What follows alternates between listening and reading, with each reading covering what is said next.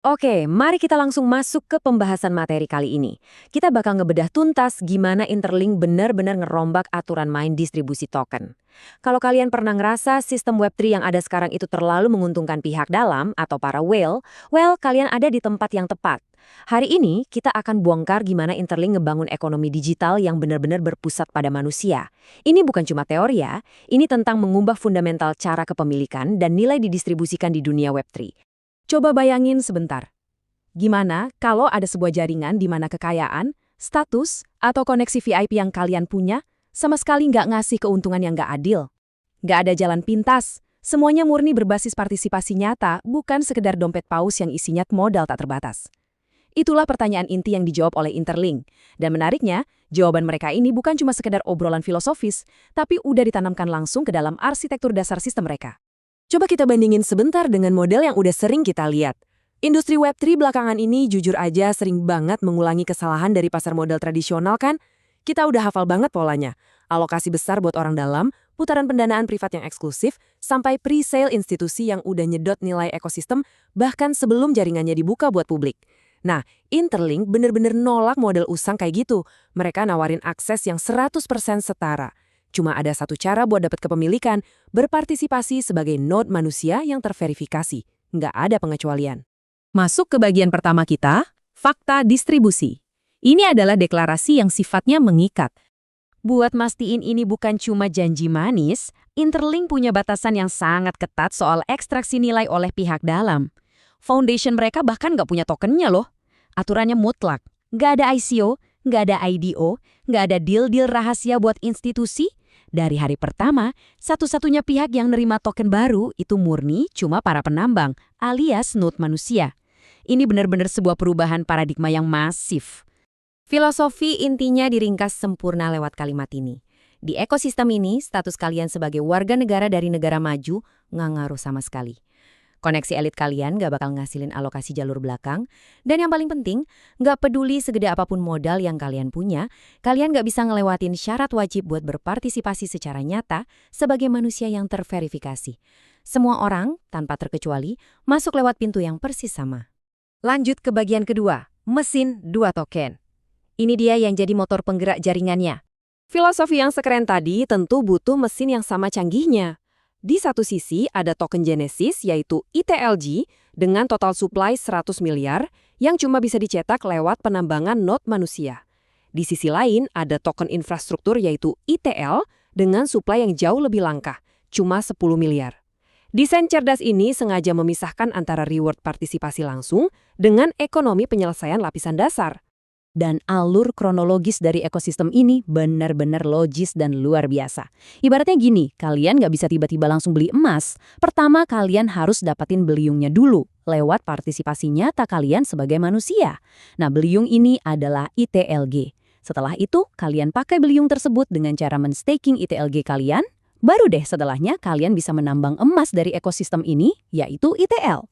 Sistem ini memastikan setiap token ITL yang beredar di awal selalu terhubung langsung ke jaringan manusia yang terverifikasi.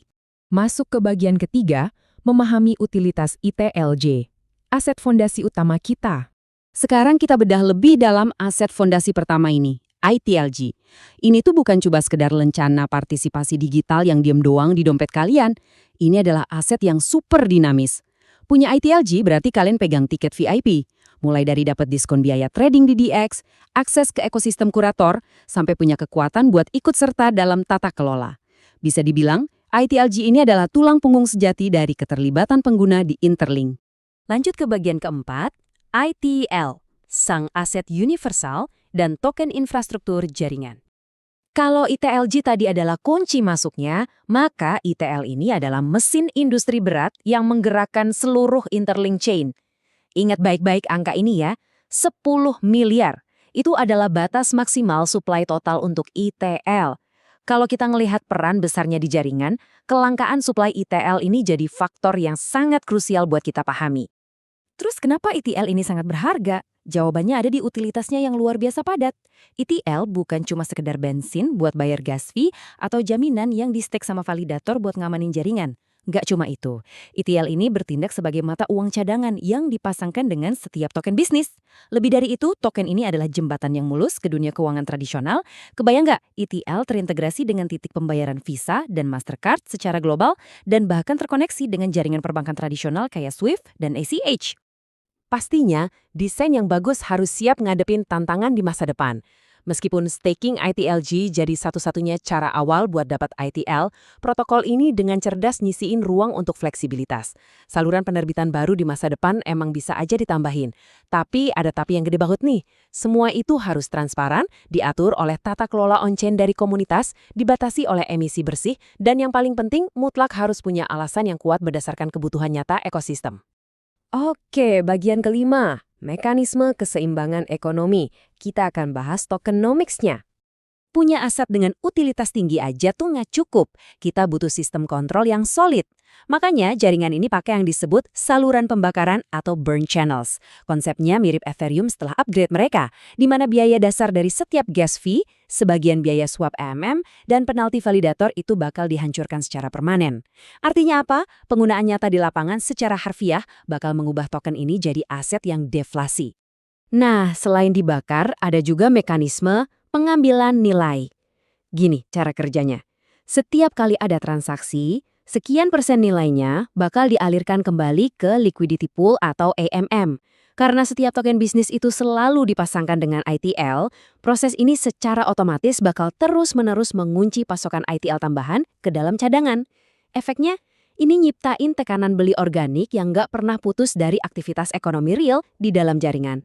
Dan buat mastiin nggak ada pihak yang bisa memonopolis sistem canggih ini, Interlink nerapin tata kelola anti-plutokrasi. Kalau di kebanyakan jaringan lain, yang punya uang paling banyak itu yang berkuasa kan?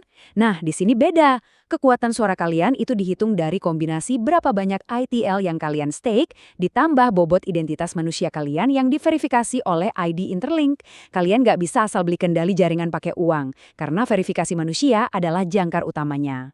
Ini benar-benar matiin ancaman dominasi para paus di ekosistem. Yang pada akhirnya membawa kita ke satu pemikiran mendalam ini. Di era di mana AI makin canggih dan algoritma bisa memalsukan hampir apa saja, bukankah sebuah ekonomi digital yang secara eksklusif berakar pada partisipasi nyata manusia, itu satu-satunya bentuk masa depan Web3 yang layak buat kita bangun? Semoga bedah materi kali ini bisa ngasih perspektif baru buat kalian. Terima kasih udah ngikutin pembahasannya, dan sampai jumpa!